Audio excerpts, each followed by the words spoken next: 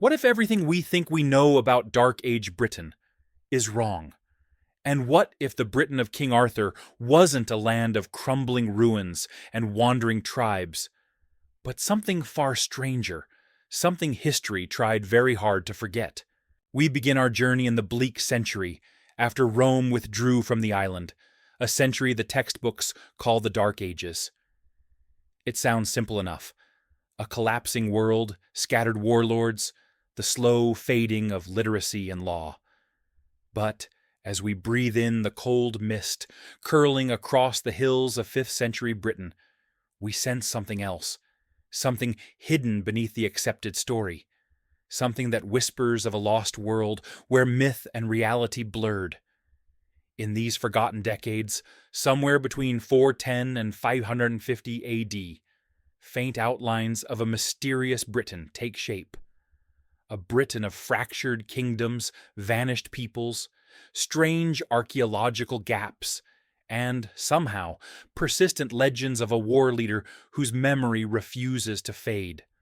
Arthur. We are taught to imagine a land reverting to wilderness, its stone roads swallowed by mud, its villas abandoned, its people living in fear of invaders and famine. But what if this picture is incomplete? What if the truth was not merely dark, but deliberately obscured? When we look closely at the remaining evidence, scattered pottery shards, burnt layers in hill forts, sudden shifts in population centers, patterns emerge that defy easy explanations. Patterns that suggest life in Dark Age Britain was not simply chaotic, but transformed by something else. A hidden power struggle, an unrecorded catastrophe, or perhaps an unofficial merging of mythic leadership and real political authority. To understand this forgotten world, we must first forget what we think we know. Because the deeper we venture into the fog of these lost years, the more the landscape begins to change. We start to see anomalies, technologies appearing too early, settlements disappearing too fast, and political alliances that make no sense if Britain was as fragmented as the textbooks claim. And among these anomalies, the figure of Arthur, who official historians dismiss as a composite legend, becomes harder to ignore. Why does his name surface again and again in texts centuries apart? Why does every region across early medieval Britain have its own memory of him? Why does the archaeology refuse to cleanly separate the mythical from the historical? These questions pull us forward like torches in the night. Because if there truly was a real Arthur's Britain, then we must ask, what was life really like for the people who inhabited it?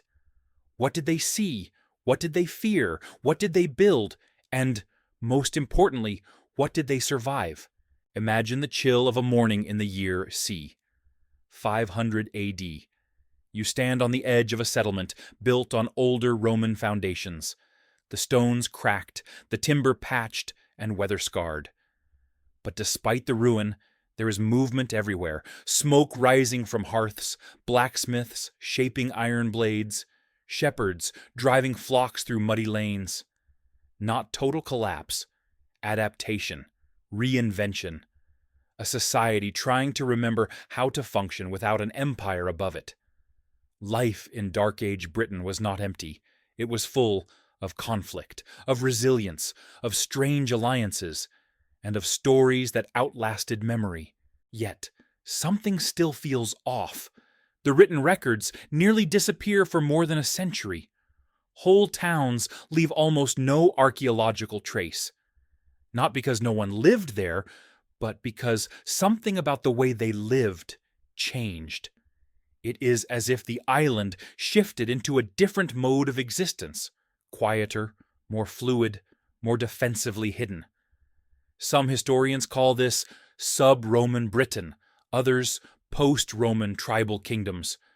But the truth may lie somewhere between the lines. And that gap, between what we know and what we can prove, is where our investigation begins. For the official narrative insists on simplicity, Rome left. Everything fell apart. Saxons invaded. The old world died. But the reality is tangled. By c. 450 AD, many British communities still used Roman tools, Roman field systems, even Roman legal customs. Some regions maintained long-distance trade, others fortified ancient hilltops. And then there are the peculiarities, like the sudden surge of high-status warrior burials in the West, the fortified royal sites in Wales and Cornwall, and the inexplicable network of early medieval strongholds stretching from the Somerset levels to the edges of Scotland. These are not signs of societal collapse. These are signs of organization, strategic, coordinated, and deliberate. So we are left with a question: who was organizing and why? This is where the legend of Arthur becomes more than just a tale. Because beneath the poetry and later medieval embellishments, there lies something consistent. The memory of a leader who united fragmented British groups against external threats. A leader whose campaigns, though wrapped in myth, align suspiciously well with real patterns in the archaeological record. A leader whose Britain sounds less like fantasy and more like a snapshot of a forgotten political order. As we trace this shadow across the landscape, we begin to see how life in Dark Age Britain might have been shaped not just by struggle, but by purpose. Farmers rebuilding in old Roman towns, warriors marching along ridges still bearing the names of ancient legions, monasteries preserving fragments of knowledge in candle-lit rooms, and travelers moving from kingdom to kingdom, carrying rumors of battles, miracles, and kings who walked the line between fact and myth. But if this world existed, if this Arthurian Britain was real in some form, then why did so much of it vanish from the record? Why does the archaeology show both continuity and silence? Why do the earliest chroniclers hint at a leader they refuse to name clearly? Why does Britain's most iconic age remain the least understood? These are the questions we will confront. And as we proceed, we will uncover anomalies that shake the foundation of what we were taught. Unexplained settlements, mysterious battle sites, sudden climatic shifts, and hints of political structures far more sophisticated than expected for the so-called Dark Ages. This is the forgotten Britain, the veiled Britain, the Britain of contradictions, legends, and suppressed memory. A Britain that did not merely survive the fall of Rome, but transformed into something else. And to understand what life truly looked like in that world, we must continue deeper, because the strangest clues are yet to come. To understand what life in Dark Age Britain truly looked like, we must first step back into the world that existed just before the fall, the final decades of Roman rule, when the island still bore the weight of empire. For nearly 4 centuries, Britain had been shaped by Roman administration. Fortified towns aligned with the empire's grid-like precision, bustling markets filled with pottery, glass, and imported luxuries, legions marching on stone-paved roads that cut clean lines through the countryside. Even in its farthest corners, Rome's shadow defined daily life. And then, abruptly, around AD 410, it ended. The textbooks tell us a straightforward story. Rome withdrew its troops, the government collapsed, and Britain plunged into chaos. But such simplification hides far more than it reveals. In truth, Rome did not collapse in a single moment. The island experienced a slow unraveling, a century-long fade in which political structures weakened, trade networks contracted, and local leaders quietly stepped into the vacuum. Imagine a village where the imperial tax collector simply stops arriving, where distant governors send no further orders, where the power that once connected every household to a global empire begins dissolving like dust in the rain. Between AD 400 and 450, Britain lived in this ambiguous state, neither Roman nor fully independent, drifting between identities. This transitional period is where things begin to feel strange. The archaeological record shows continuity in some places and total silence in others. Roman villas were still occupied in the southwest, long after they had fallen into ruin elsewhere. Agricultural systems continued with surprising stability in certain valleys and plateaus, yet other regions show signs of sudden abandonment, as if entire communities shifted without warning. This uneven landscape is the first hint that something deeper was happening. Life did not deteriorate evenly, it fractured. In the southeastern regions, Kent, Essex, the Thames corridor, decline came fastest. Trade with the continent dwindled, towns shrank, Roman-style governance faltered. But in the west and north, something else emerged. Fortified centers of power, often perched on high ground or wrapped in repurposed Roman defenses. Sites like Tintagel, South Cadbury, Dinas Powys, and Dumbarton Rock began to flourish, not merely as refugees, but as hubs of elite activity, exchanging goods, culture, and political influence. Tin, wine, olive oil, and precious glassware appear here long after they vanish from other parts of Britain. This is not the signature of collapse, this is the signature of selective survival, of reorganization, of local leaders positioning themselves for a new age. And it is in this new age, the early 5th and 6th centuries, that we begin to sense the presence of the figure later remembered as Arthur. Not because we have inscriptions of him or clear biographies, but because across Britain we see the rise of warrior elites, fortified royal compounds, and networks of alliances that speak of someone or some group coordinating resistance to foreign threats. To understand their world, picture a society without a single center, but with several competing courts. Each would have had its own king or chieftain, its own retinue of warriors, its own craftsmen and scribes, its own ambitions. Daily life for a common person revolved around agriculture, raising sheep and cattle, plowing fields with iron-tipped tools inherited from Roman times, gathering in timber halls for seasonal feasts. But above this everyday rhythm lay a tension, the tension of living between worlds. For the Saxon migrations were beginning. Small at first, they arrived as mercenaries or settlers, often invited by British rulers to strengthen their forces. Later, they expanded, but not in the sudden waves often imagined. Many early Saxon settlements lie beside older British ones, and some British leaders likely intermarried with or employed Saxon groups. Conflict did happen, but so did cooperation. The image of constant invasion obscures a far more complex reality, one in which identity itself was fluid.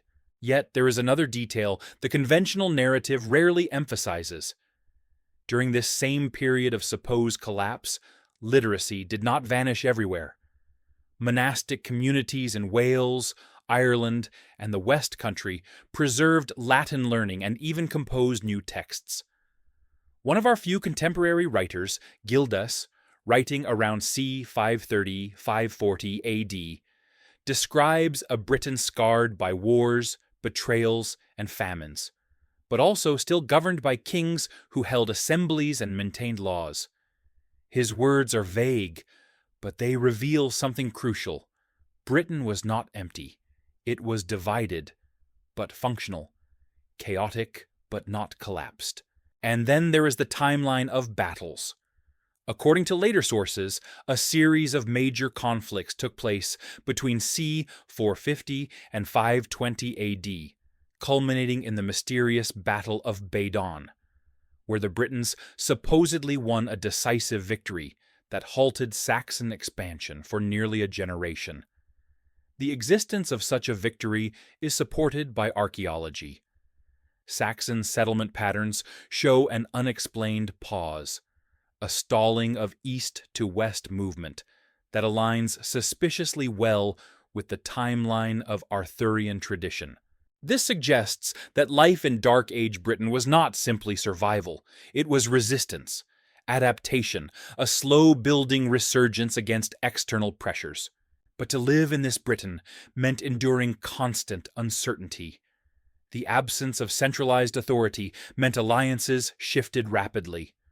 One winter, you might owe allegiance to a Western king. The next, to a local warlord seeking to claim abandoned Roman lands.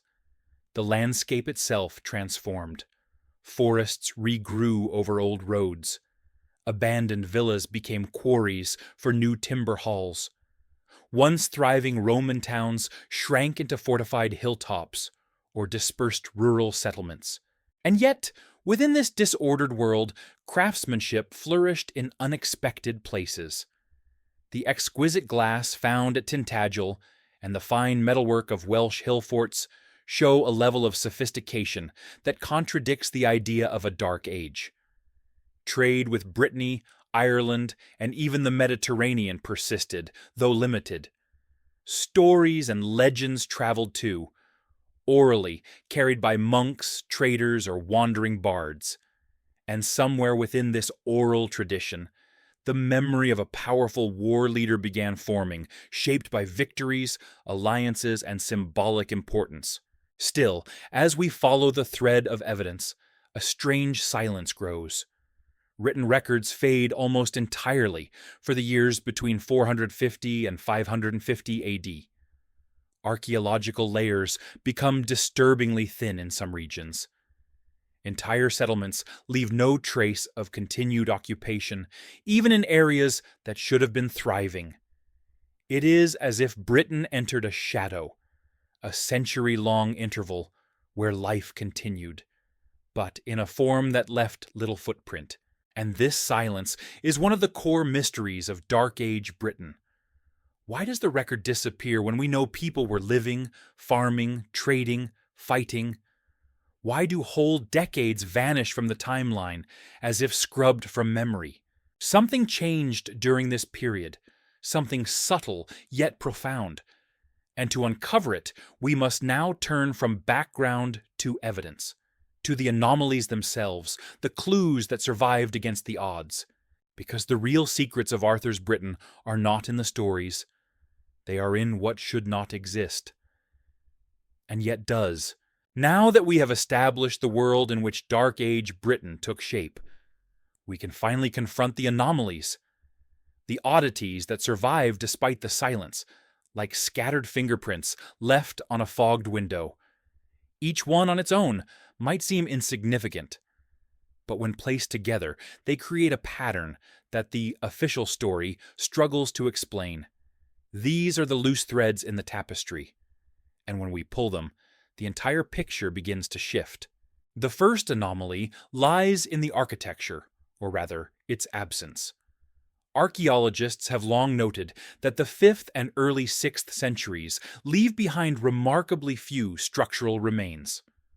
Whole towns, once vibrant under Roman administration, appear nearly empty in the archaeological record, not abandoned, simply invisible, as though people lived in ways that left little material trace. Timber replaced stone, earthworks replaced masonry, and settlements grew more dispersed. But this raises a puzzle. If Britain's population remained substantial, as pollen data and agricultural patterns suggest, then where are the buildings? Where are the homes, workshops, granaries, and meeting halls? It is as though the society of the time operated in a mode designed to avoid detection. A strange characteristic for a supposedly fragmented and locally focused world. Why would a society that should be struggling to survive choose to become harder to see? Our second anomaly emerges from the pottery record. Roman Britain produced vast quantities of ceramics. The archaeological record is overflowing with fragments. But after c. 420 AD, pottery almost disappears in many regions. not because people stopped cooking or storing food, but because they shifted to organic containers, wood, leather, woven baskets, clay-lined pits. This pottery silence creates a misleading impression of collapse. Yet, the continued existence of farmland, livestock patterns, and evidence of seasonal feasting indicates that communities adapted rather than declined. But here is the strangeness. In Western Britain, the regions later associated with Arthurian legends, high-quality imported pottery appears precisely when domestic pottery vanishes. Tintagel alone yields shards of Mediterranean amphorae, fine glass, and high-status tableware from as far as Turkey or North Africa. Who was importing luxury goods during a period supposedly defined by hardship? And why that region specifically? What power or leadership existed there to command such trade? A third anomaly reveals itself in the military landscape. We find fortifications rebuilt on ancient hilltops long after their Roman use. South Cadbury, Castle Door, Cadbury Congressbury, and multiple Welsh ring forts show signs of construction, reinforcement, and organized habitation during the 5th and 6th centuries. These were not mere refuges for scattered farmers. They were fortified hubs. Many contain traces of large timber halls, specialized workshops, and defended perimeters requiring coordinated labor. This creates a contradiction. If society was decentralized, who organized these massive construction efforts? And more importantly, who ruled from these strongholds? Classical historians often claim that early medieval kings were little more than tribal chiefs with small retinues. But the scale of these fortifications suggests otherwise. They imply the presence of larger polities, perhaps even confederations, something closer to a proto-kingdom. And these centers align geographically with regions that later describe Arthur's court, suggesting that the legends might be faint echoes of real power structures. Our fourth anomaly centers on the Battle of Badon. We have no precise date, no confirmed location. And yet, multiple sources, Gildas, later chroniclers, and even continental writers acknowledge a decisive victory around c. 500 AD that halted Saxon expansion for a generation. Archaeological evidence supports this. Burial patterns and settlement expansions among early Saxon communities show a sudden pause, an inexplicable slowdown in territorial movement. Why would invading groups stop expanding during one of the most vulnerable periods of Britain's history? What force was strong enough, unified enough, or charismatic enough to defeat them so thoroughly that they halted their advance for decades? The official explanation offers nothing. The literary traditions, however, point to one figure, a leader of extraordinary ability, remembered simply as Arthur. A fifth anomaly emerges from Gildas's cryptic writing. He condemns British kings of his time for moral failings, but he never describes Britain as collapsed or helpless. On the contrary, he mentions assemblies, alliances, and military victories. The ambiguity of his descriptions creates a peculiar impression. He assumes his readers understand the political situation, yet we, 2,500 years later, are left in the dark. Why did he avoid naming certain rulers? Why did he treat some events as common knowledge, yet leave no detail? His silence feels deliberate, as though he were writing in a time when the truth was sensitive or dangerous, or perhaps politically contested. Our sixth anomaly lies in the DNA record. Modern genetic studies show that the Anglo-Saxon migrations did not replace the native population as dramatically as once believed. Instead, most modern Britons still trace the majority of their ancestry to people who lived in Britain before the Roman withdrawal. The invasion may have been far smaller and slower than the traditional narrative suggests. Yet the cultural shift to an Anglo-Saxon identity was profound. How does a minority group create such lasting linguistic and cultural dominance unless the native structures, kingship, law, literacy, were already weakened, disrupted, or destabilized by something else? What happened to the political centers of Britain between 450 and 550 AD? Why does the culture seem to shift without a corresponding demographic collapse? Our seventh anomaly, the climatic event.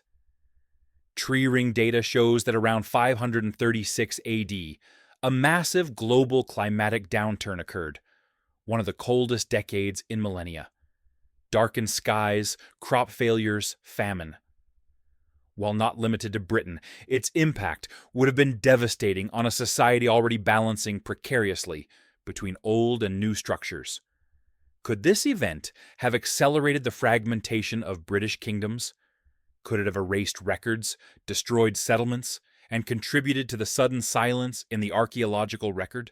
This anomaly may be the most important because it coincides with the final fading of Arthurian memory in historical texts, as if a real figure were swallowed by a catastrophe that pushed the island into deeper darkness.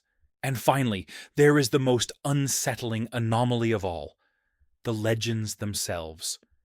Myths usually drift and change as they spread, but the Arthur tradition contains remarkable consistencies across Wales, Cornwall, the North, and even Brittany. Leaders with similar characteristics, battles with similar patterns. A dux bellorum, a commander of kings, not a king himself. A detail too specific to be random storytelling. How does a legend remain so stable for centuries, unless it is rooted in something real? And why does every region preserve its own fragment, as though each held a piece of a greater truth? Taken together, these anomalies form a mosaic that the official narrative cannot fully explain. Invisible settlements, selective high-status trade, massive fortifications, a confirmed but mysterious military victory, DNA that contradicts the invasion myth, a global climatic collapse, and the persistence of a legend that refuses to die. These are not random coincidences. They are clues, scattered but undeniably connected. And if they point toward a hidden structure beneath the surface of Dark Age Britain, then the question becomes, what exactly was that structure? To answer it, we must begin connecting the dots. Because the deeper we analyze these anomalies, the more the shadows begin to take shape. When we gather the anomalies in one place, they begin to pulse with a strange coherence, like scattered stars that, once connected, reveal a constellation we could not see before. On their own, each clue feels like an odd footnote in the archaeology of early medieval Britain. But when we set them side by side and probe the spaces between them, a hidden structure begins to emerge. Not the Britain described in school books, fractured, chaotic, regressing into tribal obscurity, but something far more deliberate, organized, and hauntingly consistent across regions that were supposedly isolated from one another. We begin with the pattern of fortified hilltop centers, which rise not during a peaceful period of rebuilding, but during the precise decades when the written record collapses into silence. These are not the scattered refugees of a desperate people. They are strategic strongholds. Their placement forms a rough arc across the southwest, Wales, and parts of the north. A territorial shape that aligns almost perfectly with the areas where the Arthurian tradition was later strongest. Not perfect borders, but unmistakable echoes of a political heartland. This suggests coordination, and coordination suggests leadership. But whose? If Britain was supposedly leaderless after Rome withdrew, why does the archaeological record show the opposite? Organized labor, large-scale fortifications, long-distance trade, and elite management. Now consider the imported Mediterranean wares concentrated in the same regions. They are not spread evenly across the island. They appear almost exclusively at centers associated with high-status rulers, and especially in that coastal southwestern network connected to Cornwall, Devon, and Wales. The pottery, the glassware, the amphorae, they all point to sustained contact with trade routes that should have collapsed. Yet, for nearly a century, those connections held strong. So we ask, who maintained them? Who ensured ships still arrived at remote cliffs, carrying wine and oil from thousands of miles away? Who had the influence to keep these routes alive? This is the first major connection. The fortifications and the trade patterns overlap so closely that they cannot be independent developments. Something, or someone, was coordinating across multiple regions at once. Then we add the third anomaly, the pause in Saxon expansion. Archaeologists have mapped the spread of early Anglo-Saxon settlements with remarkable detail. From the mid-400s onward, the east of the island saw the steady rise of Germanic cultural markers. Cemeteries, pottery styles, timber halls. But around C490, 530, the pattern changes. The expansion stalls. Settlements consolidate. In some areas, they even contract. This pause aligns almost perfectly with the legendary timeline of Arthur's great victory at Badon, which multiple medieval authors place near the turn of the 6th century. The official story explains this pause vaguely or not at all. But when combined with the fortifications and the elite trade networks, a clearer picture emerges.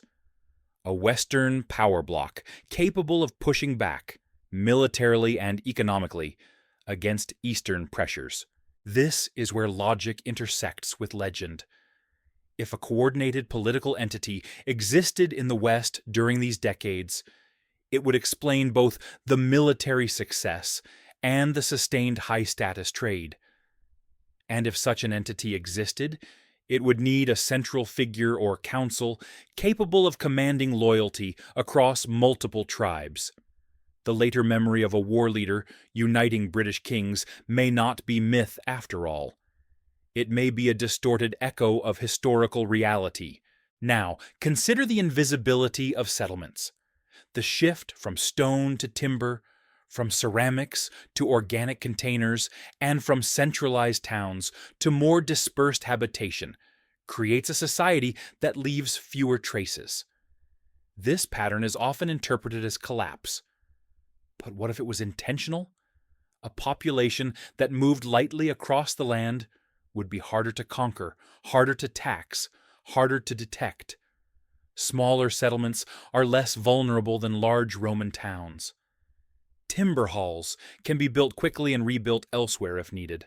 A mobile, semi-distributed population is ideal for guerrilla resistance, not for empire building, but for survival under threat. Could Dark Age Britain have adapted its lifestyle in response to real dangers?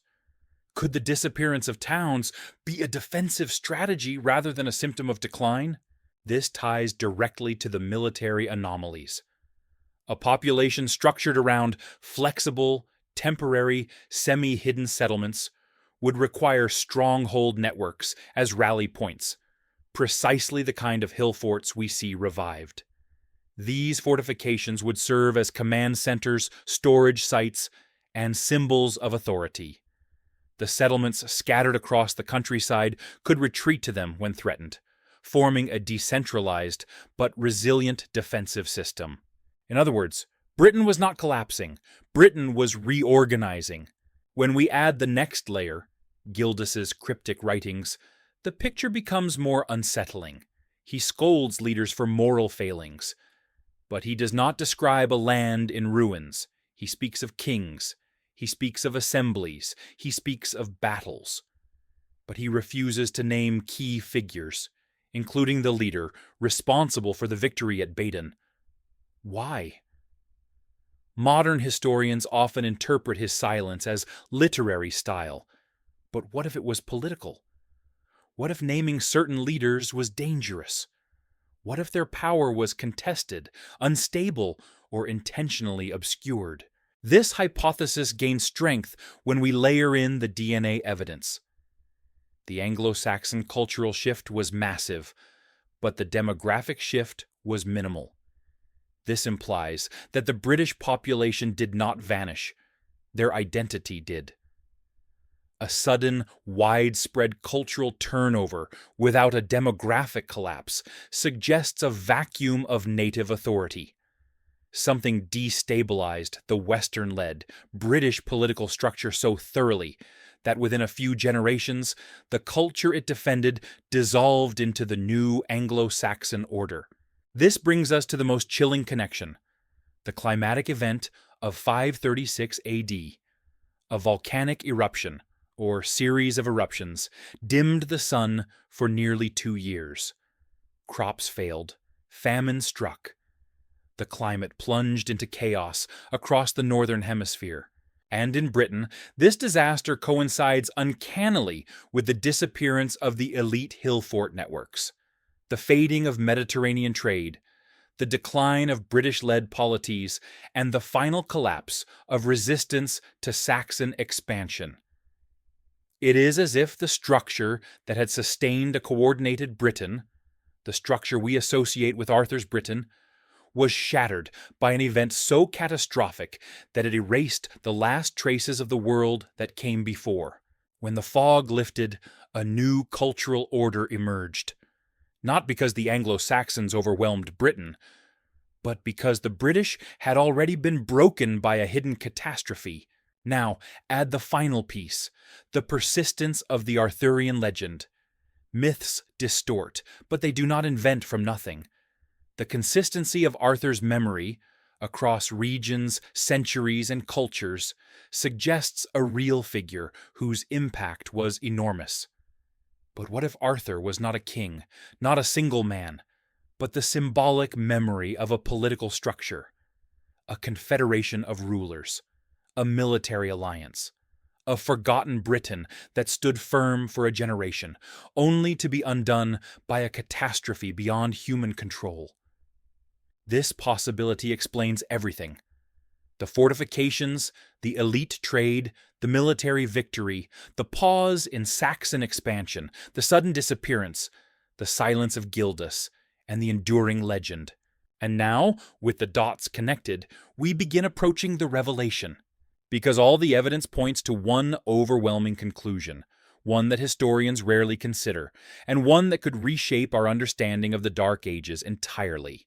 But to see it clearly, we must go one step further, into the hypothesis itself. All the clues we have gathered, scattered across ruins, across pottery shards, across buried fortifications and fading texts, pull us relentlessly toward a single staggering possibility. It emerges slowly at first, like the shape of a coastline revealing itself through morning fog, until eventually it stands before us with such clarity that denying it feels more absurd than accepting it. And yet, this conclusion is so far from the official narrative that it unsettles our understanding of early medieval Britain to its core. If the anomalies are real, if the patterns truly align, then Dark Age Britain was not a land of isolated tribes or collapsing systems. It was something else entirely. It was a coordinated confederation of Western British polities, united for nearly a century under a shared military, economic, and cultural order led by a central, perhaps rotating, war leader remembered to us as Arthur. Not a single man in shining armor, not a medieval king, but the embodiment of a real geopolitical alliance that rose after Rome's withdrawal and held the island together during its most fragile age. And the Britain of this alliance was far from dark. It may have been the most organized, adaptive, and strategically united society on the island until the rise of later Anglo-Saxon kingdoms. When viewed through this lens, the anomalies stop being anomalies and transform into expected consequences. the fortified hilltops become administrative and military centers of a federation that needed defensible coordination points. The luxury imports clustered in the southwest are no longer inexplicable, but entirely logical. This region served as the Confederation's gateway to continental trade. The sudden pause in Saxon expansion is not a historical glitch, but the clear signature of coordinated military resistance. And the legends surrounding Arthur are not fantastical inventions, but symbolic memories of a real political force whose records were shattered by the catastrophes that followed. Imagine, then, what life might have been like within this forgotten Britain. A farmer could wake up in a timber hall built on Roman foundations, aware that beyond the horizon, powerful leaders were negotiating alliances. A warrior might train under a local king, knowing that his king answered not to a foreign emperor, but to a council of British rulers united under a high commander. Monks, carrying fragile scrolls across windswept roads, could record fragments of history in dimly lit cells, preserving lineage, law, and memory, not for Rome, not for Saxon warlords, but for a native British order attempting to survive the geopolitical storm. And traders docking at western ports might offload amphorae of wine, fine Mediterranean glass, rare spices, and textiles, material proof that this confederation was neither primitive nor isolated. Once we allow ourselves to consider this structure, another question rises like a whisper in the dark. Why would such a political order, so organized and functional, leave so little behind? Why do we not see clear chronicles, inscriptions, or monumental architecture celebrating these leaders? The answer may lie partly in their adaptive strategy. Instead of grand stone structures that Rome once preferred, the Confederation relied on mobility and timber, making its infrastructure resilient but ephemeral. And partly, perhaps, the answer lies in the catastrophe of 536 AD, when volcanic ash dimmed the sky and plunged the island into a decade of darkness. A famine, combined with political fragmentation, could easily erase fragile written records, scatter monastic communities, and force fortifications to be abandoned. Timber rots, leather decays, oral traditions distort, and in the space left behind, Saxon polities expanded into the vacuum, eventually writing the histories that would define the early medieval period. It is in this moment, this intersection of political unity and environmental collapse, that the figure of Arthur takes on its true historical weight. If Arthur was not one man but a role, if he represented a tradition rather than a single identity, then his victories, his alliances, his campaigns would belong to a lineage of war leaders chosen by British kings to defend the Federation. This explains the strange consistency in the legends. The same qualities repeated, the same types of battles, the same sense of a united Britain standing against overwhelming odds. And yet, no single biography survives, because no single Arthur existed. Instead, the Arthur, remembered later, was the symbolic distillation of a century of organized resistance. But there is an even more provocative layer to the hypothesis, one that historians are often reluctant to consider. What if the later writers who shaped the medieval narrative, clerics influenced by new political orders, intentionally obscured or simplified this era? Not out of malice, but because the structures of power had shifted. As Anglo-Saxon England solidified its kingdoms and promoted its genealogies, the memory of a unified British Confederation would have been inconvenient, even dangerous. A strong native identity would undermine new claims to legitimacy. And so the memory fractured. Stories drifted into myth. Names blurred. A federation became a king. A tradition became a legend. A political structure became a bedtime story. Seen through this perspective, the erasure makes sense. A sophisticated, coordinated Britain ruled by its own leaders in the shadow of Rome's departure does not fit the political narratives of later centuries. It is easier to portray the British as fragmented and weak, easier to describe the Saxon ascendancy as natural and inevitable. But the archaeological record, silent though it is, whispers another truth. And if this hypothesis is correct, it transforms not only our image of Arthur, but of everyday life in the Dark Age. Instead of a land stumbling in the ruins of empire, we find a society bent on reinvention, a culture that adapted rapidly to new threats, a people who forged alliances, maintained trade, preserved learning, and fought back long enough to halt invasion for a generation. A land where a war leader might rise from a council of kings, not to rule them, but to command them for the sake of unity.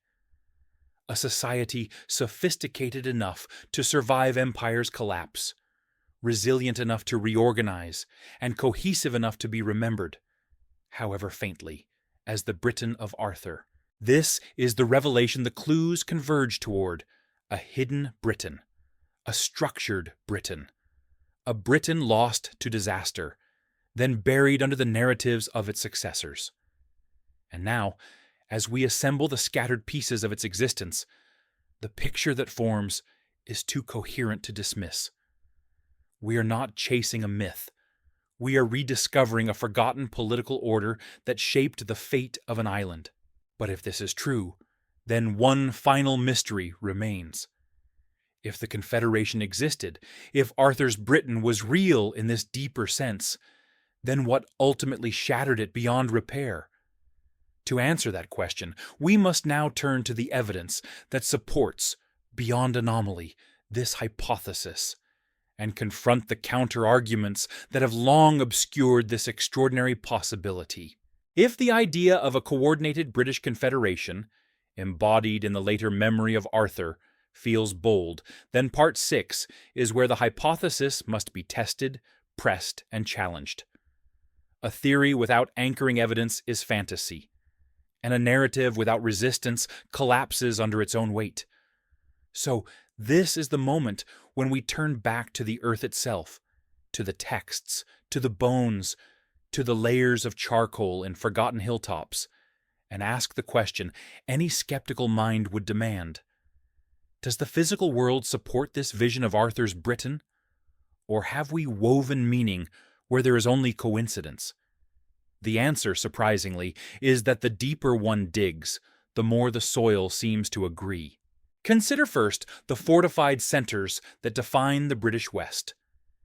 Excavations at South Cadbury, often associated with later Arthurian lore, uncovered an unexpected surprise. Beneath medieval and Iron Age layers, archaeologists found evidence of a massive 5th century rebuilding. Timber halls rose across the summit. Ramparts were enlarged with a precision suggesting a trained labor force. Foreign pottery, including Mediterranean amphorae, appeared alongside local wares. This is not the signature of a local chieftain holding a hill against raiders, but the footprint of a centralized base, a political headquarters, a court of rulers who possessed wealth, reach, and influence. And Cadbury is not alone. Tintagel in Cornwall, Dinas Powys in Wales, Dunad in Argyll, all show similar characteristics: elite occupation, long-distance trade, structured defenses. The standard explanation is that these sites were isolated petty kingdoms, but the artifacts tell a different story. The same imported goods, the same styles of metalworking, the same organizational architecture appearing across regions far too distant to have spontaneously evolved identical elite cultures. The simplest explanation is also the most startling. These centers were linked. Yet, one might argue that trade alone does not prove the existence of a confederation or a high commander. So we turn to another line of evidence, the military pattern preserved in the early medieval texts. When Gildas describes the victory at Mount Badon, he refers to it as a generational turning point, a triumph so decisive that Britain enjoyed relative peace for decades. This aligns precisely with the archaeological pause in Saxon expansion. And yet, Gildas refuses to name the leader responsible. This is odd. Historians of antiquity usually name generals, kings, commanders.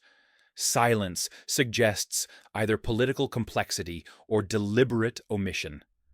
Later texts, Nennius, the Annales Cambriae, Geoffrey of Monmouth, do name the war leader, but they conflate various traditions. Beneath the elaborate legends, however, lies one persistent idea. The victors were British. They were unified. And they were led. This is where counter-arguments typically surface. Skeptics insist that legends are unreliable, that medieval authors romanticize the past. They argue that the archaeology is too fragmentary, that fortified sites could represent individual polities rather than a unified bloc. They claim that the absence of definitive inscriptions, coins, or dated documents proves there was no structured political order. But these objections falter when confronted with context.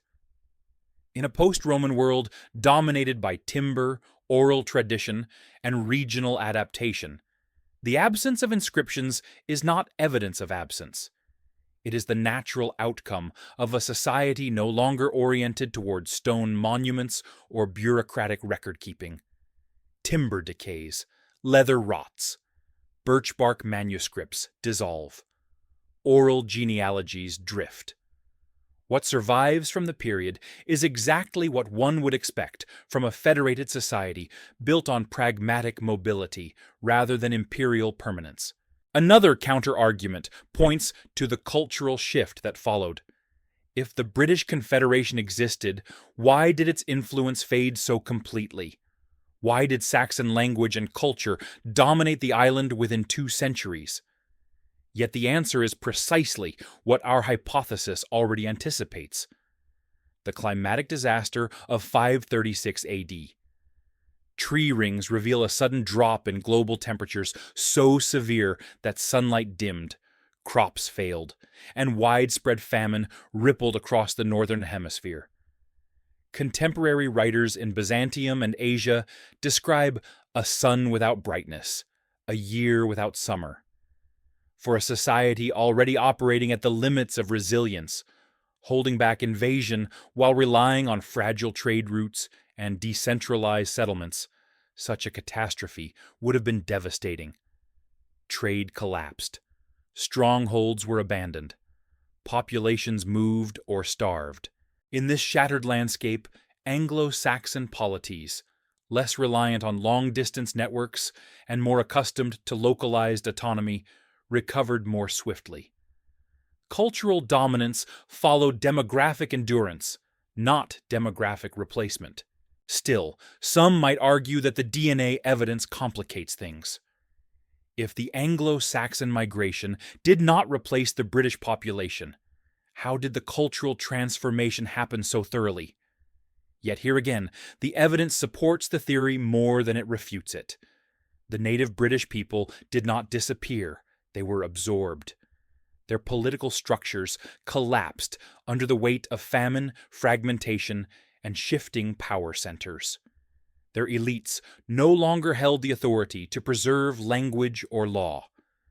Without the federated network and its war leader figure, each region fended for itself, and the cohesive identity that once united them dissolved.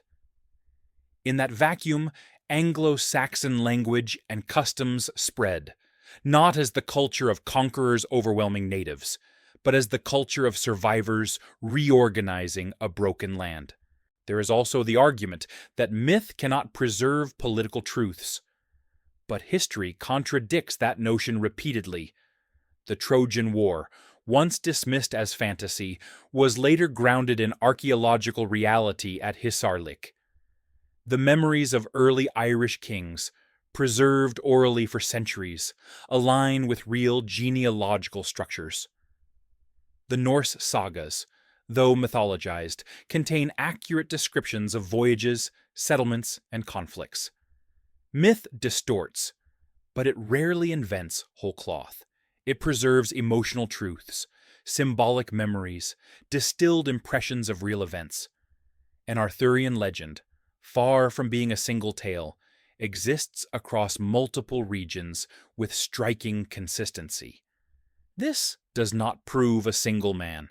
It proves a collective memory of a political tradition so influential that its echoes lasted centuries after the structures themselves collapsed. What strengthens the hypothesis most, however, is the way the evidence aligns when freed from the constraints of the standard chronological lens. Instead of forcing each anomaly into a narrative of decline, we view them as traces of coordination. Instead of treating the legends as fabrications, we treat them as cultural fossils. Instead of seeing the collapse of records as the mark of disorder, we recognize it as the natural outcome of a society whose infrastructure was never built to survive catastrophe. When the Confederation fell, it did not leave stone monuments or vast libraries. It left only memory. And that memory, fragmented by famine and preserved by oral tradition, eventually became the Britain of Arthur, half real, half legend, but unmistakably grounded in something profound. So, the evidence does not weaken the hypothesis, it strengthens it. And the counter-arguments, far from disproving it, dissolve when examined within the environmental and social realities of the age. What remains is a picture both haunting and compelling. A Britain that rose after Rome, united under a hidden structure, defended by a lineage of war leaders, shattered by catastrophe, and preserved only in myth. But if this hidden Britain truly existed, if the age of Arthur was not fiction but memory, then we must ask the final questions. What does this forgotten chapter of history tell us about ourselves? Why was it buried? And what does it mean that a society so capable could vanish so completely, leaving only stories behind? Those are the questions we must turn to now, as the implications unfold. When we reach this point in the investigation, the facts begin to dissolve into something larger than evidence, larger than archaeology, larger even than history itself. Because the hidden Britain that emerges from these fragments does not simply challenge a timeline. It challenges our understanding of how civilizations remember, how they forget, and why certain truths are allowed to survive while others are quietly surrendered to silence.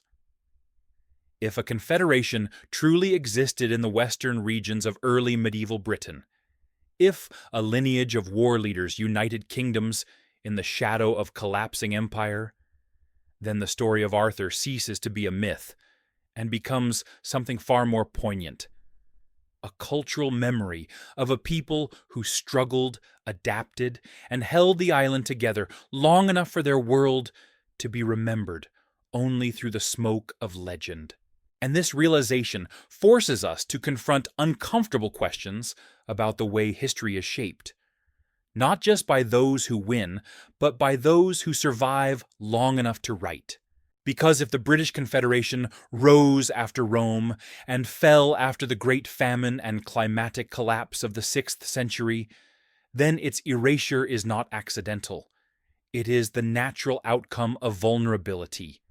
A society battered by disaster, stripped of its organizational centers, and overwhelmed not by conquest, but by fragmentation. It is easy to forget a political order when its libraries vanish, its councils disperse, and its leadership dissolves into oral stories carried across generations.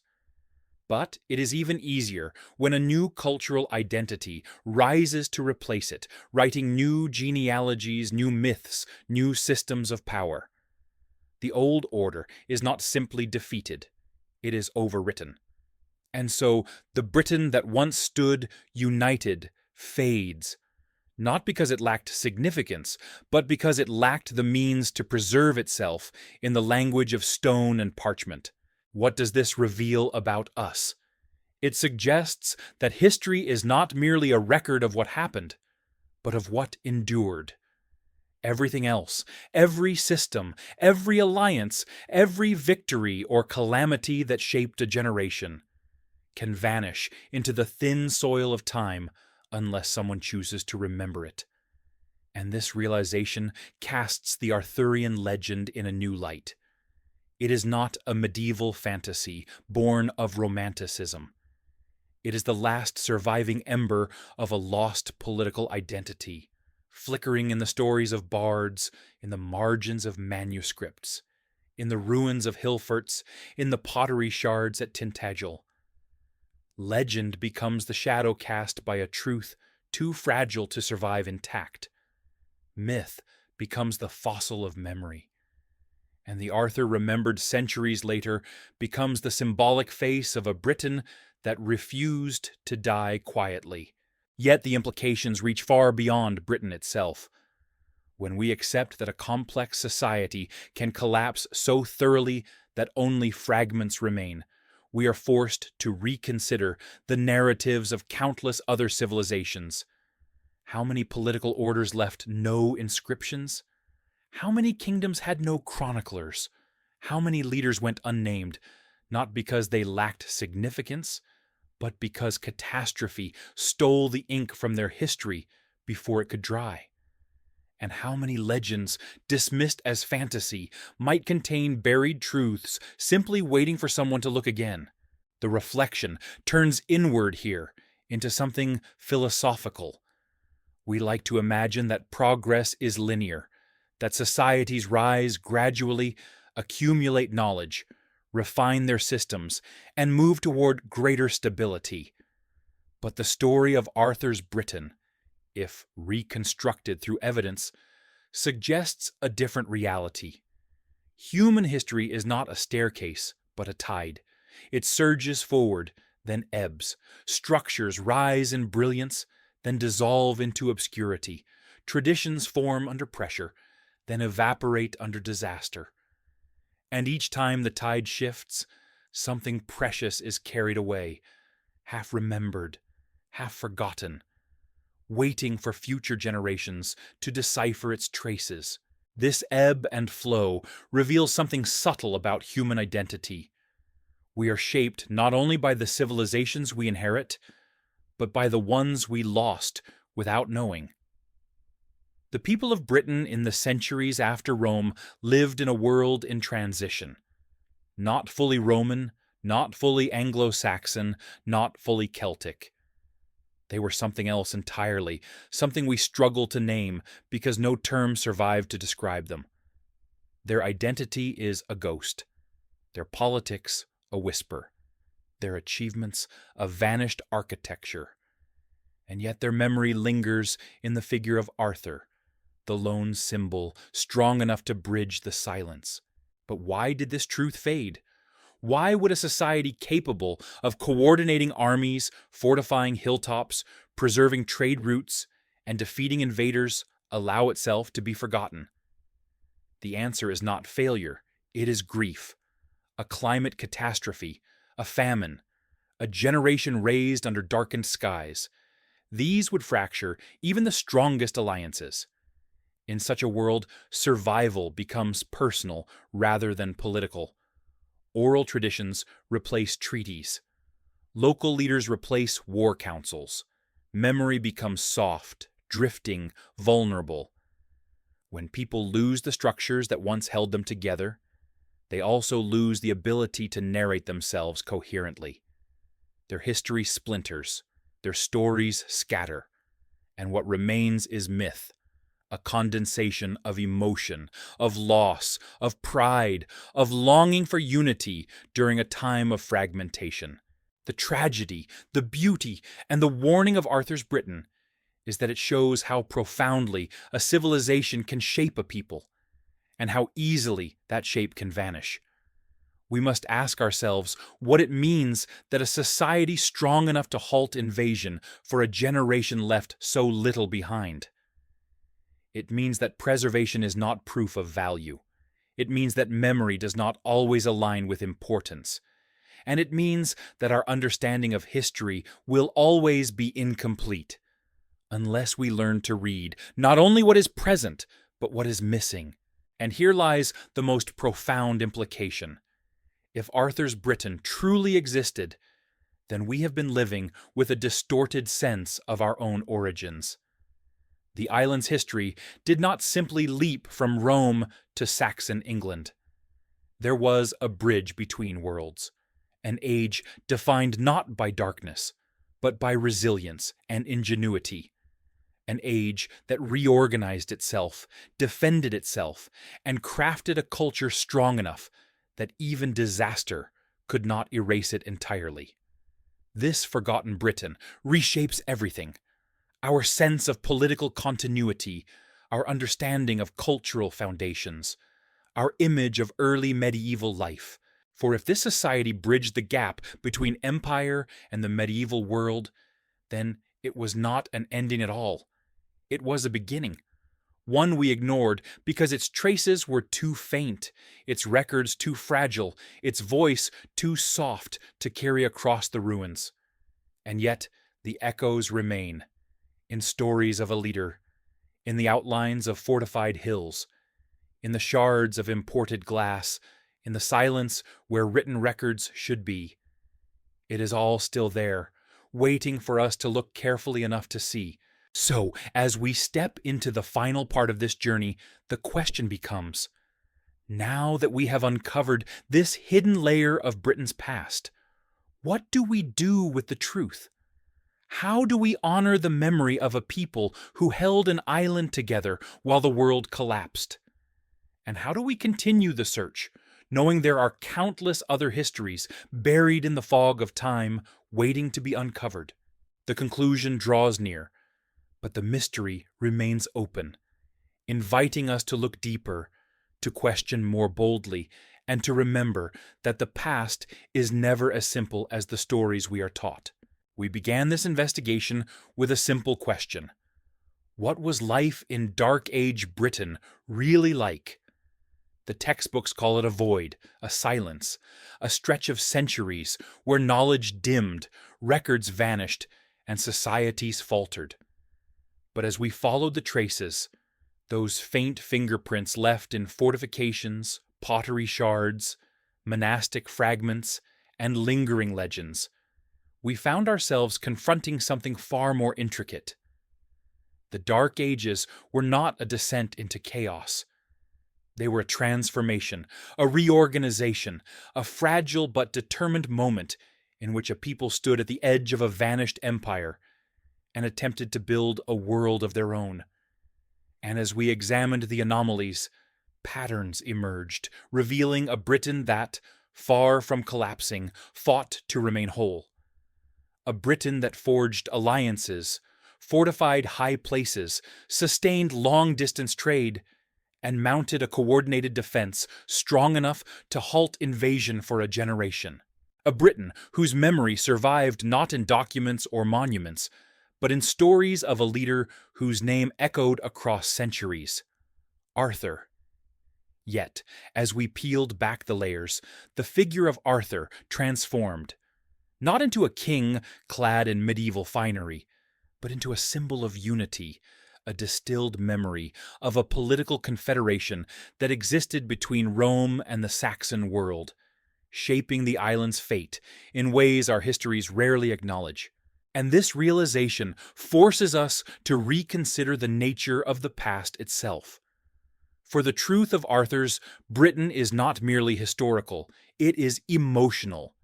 It reveals how deeply humans long for continuity, for leadership, for stories that help us make sense of the world in moments of fracture. The people of Dark Age Britain preserved their memory of unity in the only form they had left: oral tradition. When their councils dissolved, they kept the idea alive in song. When their leaders vanished, they gave them names in legend. When their alliances crumbled, they distilled what they lost into a single enduring figure. And as centuries passed, the story changed, grew, and adapted, but its heart remained the same.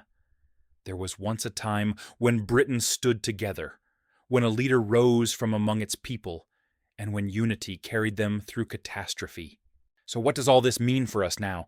It shows that history is always incomplete, always selective, always shaped by the events that survive and the voices that endure.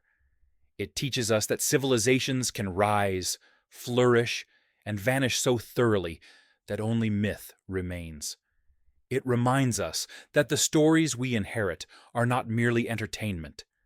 They are fragments of memory preserved through the only channels that survived catastrophe. And it suggests that every gap in the record is not a void to ignore, but a mystery to explore. The past is not a closed book. It is a puzzle with pieces missing, waiting for us to reconstruct the picture with what little remains. Yet the most haunting implication is this: if Arthur's Britain existed, if a confederation truly united the island in the shadow of Rome's fall, then our understanding of identity is built on a forgotten foundation. Our sense of cultural lineage, political continuity, and even national mythology shifts. The story of Britain is not simply Roman, then Saxon, then medieval. It contains a hidden chapter, a bridge between worlds, a time of resilience, erased by disaster, but preserved in memory long enough to become legend. And this raises a final question. How many other forgotten chapters lie buried beneath centuries of silence, waiting for someone to look with curiosity instead of certainty? This investigation, like all others, cannot provide absolute answers. But what it can give us is perspective, the recognition that the past is far more fragile, far more mysterious, and far more wondrous than we often allow ourselves to believe. In the end, the truth of Arthur's Britain may not lie in whether one man existed, but in the collective longing of a people who faced the darkness of their age and fought to hold on to unity while they still could. And perhaps that is the most human truth of all. We remember not the details, but the meaning, not the dates, but the feeling, not the names, but the idea that in our darkest moments, someone, somewhere, stood up and refused to let the world fall apart. As we close this journey, stand for a moment on one of those old hilltops, Cadbury, Tintagel, Dinas Powys. Feel the wind pushing across the stones. Hear the echoes of old voices speaking in languages now forgotten. Imagine the halls of timber rising behind you, the glow of fire flickering on carved shields, the murmurs of warriors preparing for battle, the soft chanting of monks transcribing memories they hoped would endure. All of it is gone now, but all of it still lingers in the soil, in the legends, in the collective memory of an island that once stood united against the fading of the light. And perhaps that is why Arthur's story endures. Not because he was a king, not because he wielded a magical sword, but because he represents the last moment before the world shifted, the final spark of coherence before winter descended, the symbol of a unity that death, disaster, and darkness could not completely erase. We carry that symbol because it reminds us that even in ages where the record fails, the human spirit refuses to vanish without leaving behind a trace, however faint, however distorted, however mythologized. This is where our investigation pauses for now, but the story does not end here.